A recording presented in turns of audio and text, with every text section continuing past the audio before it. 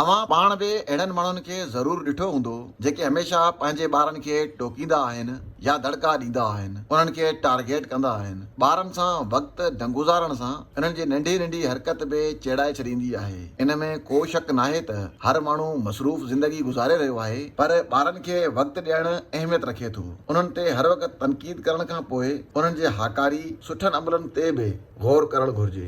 अव्हां खे पंहिंजे ॿारनि जी थोरी तारीफ़ बि करणु घुरिजे। माण्हू ॿियनि जे साम्हूं पंहिंजूं ख़ामियूं पाण बयानु करे छॾींदा आहिनि। मिसाल तौरु इहो चवणु त मां घणो थुल्हो थी वियो आहियां, मां अॼुकल्ह घणी चांहि पी रहियो आहियां।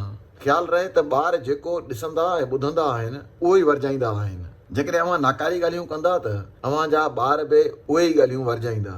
अव्हां खे कॾहिं ॿारनि जे साम्हूं नाकारी ॻाल्हियूं न करणु घुरिजनि। ॿार वालदेन खे ॾिसी तहफ़ुज़ ऐं सुकून महसूसु कंदा आहिनि, ऐं जॾहिं माउ पीउ ई पंहिंजे ॿारनि खे ज़हीन या बहितर न सम्झंदा त उहे मायूस थींदा।